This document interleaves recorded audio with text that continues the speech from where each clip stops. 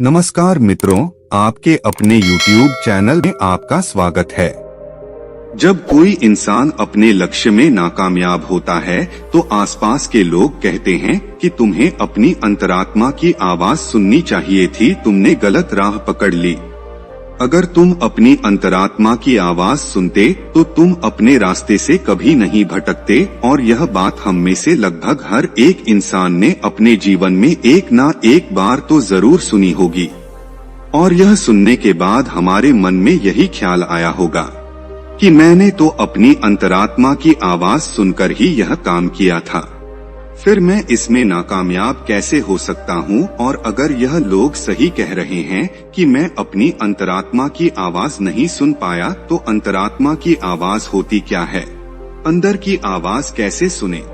कैसे पता करें कि जो आवाज हमारे अंदर से उठ रही है वह हमारी अंतरात्मा की ही है?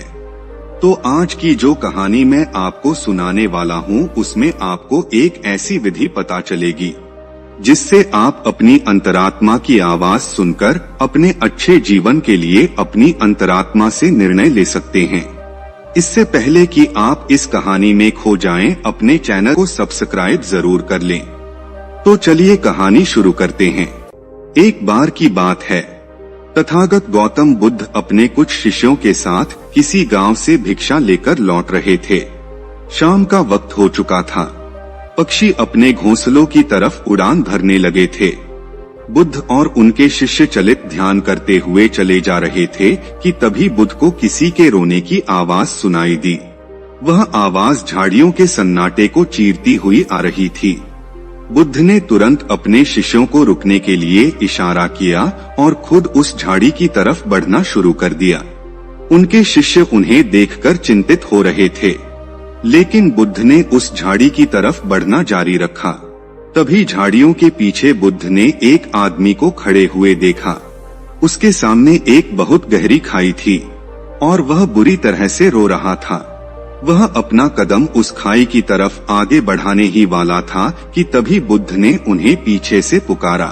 बुद्ध ने कहा कि नौजवान, लगता है तुम आत्महत्या करने के इरादे से यहाँ पर आए हो, लेकिन तुम आत्महत्या करने से पहले मेरे इन शिष्यों पर एक उपकार कर सकते हो।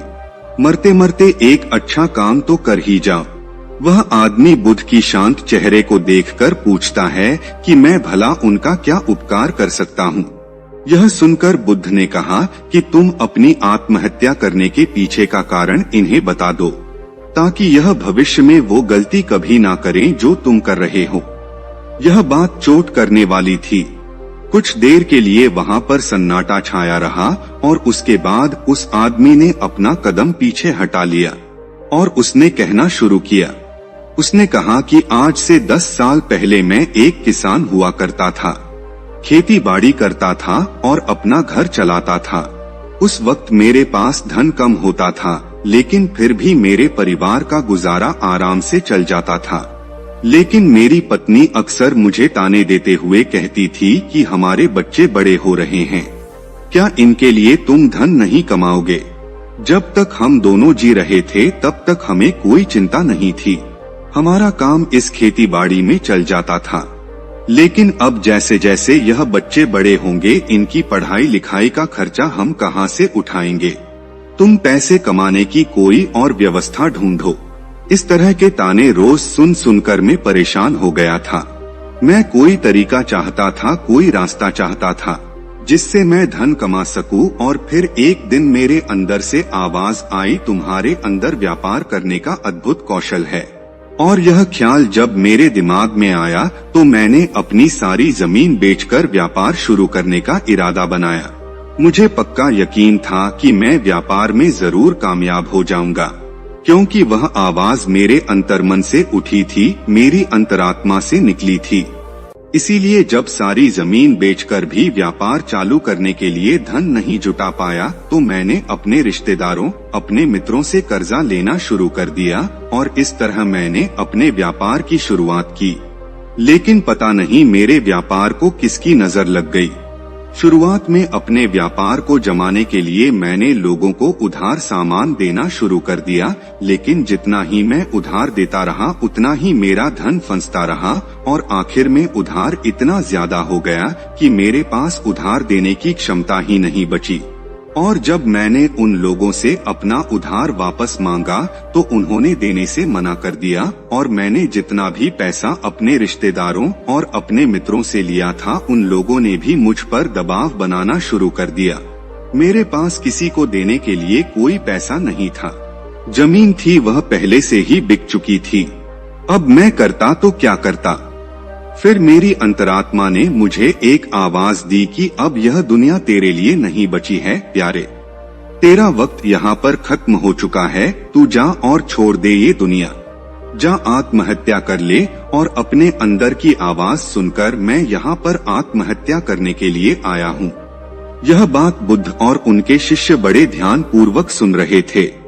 उसकी बात समाप्त होने के बाद बुद्ध ने उस आदमी से पूछा कि नौजवान मुझे एक बात बताओ, जो आवाज तुमने व्यापार शुरू करने से पहले सुनी थी और जो आत्महत्या करने से पहले सुनी थी वह क्या तुम्हारी अंतरात्मा की ही आवाज थी? यह बात तुम यकीन से कह सकते हो? यह सुनकर वह युवक कुछ सोचकर बोला कि हाँ बुद्ध, वह आवाज बहुत गहरे से आई थी। उस बात पर मेरा पूरा विश्वास था और वह बात मुझे पक्का यकीन है कि मेरी अंतरात्मा की ही थी। यह सुनकर बुद्ध उससे पूछते हैं कि अंतरात्मा की आवाज तो आत्मा से आनी चाहिए, क्या तुम्हें अपनी आत्मा का कोई पता ठिकाना मालूम है? तुम्हें पता है कि तुम्हारी आत्मा तुम्हारे शरीर के कौन से हिस्से में रहती है? यह सवाल सुनकर वह आदमी शक्का गया। उसने सोचा भी नहीं था कि कोई आदमी उससे इस प्रकार का प्रश्न पूछेगा। इसका बनावटी जवाब देते हुए उस आदमी ने कहा कि हाँ बुद्ध, आत्मा तो सभी में होती है और वह तो शरीर के अंदर रहती है, उसका कोई प्रमाण थोड़ी होता है। यह सुनकर बुद्ध कहते हैं कि जब आत्मा के होने का ही कोई प्रमाण नहीं है तो अंतरात्मा की आवाज होने का क्या प्रमाण है? और तुम अपनी अंतरात्मा की आवाज को लेकर इतना यकीन से कैसे सुन सकते हो? असल में जो आवाज तुमने तब सुनी थी और जो अब सुनी है वह आवाज तुम्हारी अंतरात्मा की नहीं बल्कि तुम्हारे मन की आवाज थी। वह तुम्हारा मन का ही बुना हुआ एक जाल था जिसमें तुम फंस गए और अब निकलने का तुम्हें कोई रास्ता नहीं सूझ रहा था, तो तुम्हारे मन ने ही तुम्हें निर्देश दिया कि तुम आत्महत्या कर लो। ध्यान रखना, अंतरात्मा तुम्हें कभी भी हिंसा वाला रास्ता नहीं दिखाएगी। आत्मा तो शुद्ध होती है, निर्मल होती है, वह भला किसी को हिंसा के रास्ते पर कैसे भेज सकती है? और तुम आत्महत्या करने का फैसला लेकर हिंसा का रास्ता अपना रहे हो। यह उत्तर सुनकर उस आदमी के मन को थोड़ी ठंडक मिली। वो बुद्ध से और बातें करने के लिए उत्सुक हो गया। इसके बाद उस आदमी ने पूछा कि हे महाशय, आप मुझे बहुत ज्ञानी मालूम होते हैं, क्या आप मुझे अपनी अंतरात्मा की आवाज सुनने का कोई मार्ग दिखा सकते हैं जिससे मैं अपने जीवन के अंधकार से बाहर आ सकूं? इसका जवाब देते हुए बुद्ध कहते हैं कि कोई दूसरा आदमी तुम्हें तुम्हारी अंतरात्मा की आवाज कैसे सुनवा सकता है? आत्मा तुम्हारी है तो अंतरात्मा की आवाज भी तुम्हें ही सुननी होगी। कोई दूसरा आदमी तुम्हें वो आवाज नहीं सुनवा सकता। अगर वो सुनवाएगा तो वह झूठ होगा, वह भ्रम होगा। अगर तुम सचमुच अपनी अंतरात्मा की आवाज सुनना चाहते हो तो तुम्हें सचेत होना पड़ेगा, तुम्हें जागना पड़ेगा, तुम्हें होश से भरना होगा। अभी तक तुमने सोए सोए ही अपना जीवन बिताया है, लेकिन अपनी अंतरात्मा की आवाज सुनने के लिए तुम्हें जागना होगा। अभी तो तुम्हें इन पक्षियों की चहचहाट भी नहीं सुनाई देती, किसी के हाथ का स्पर्श भी तुम्हें महसूस नहीं होता। अभी तुम संवेदना के स्तर पर भी बहुत नीचे हो।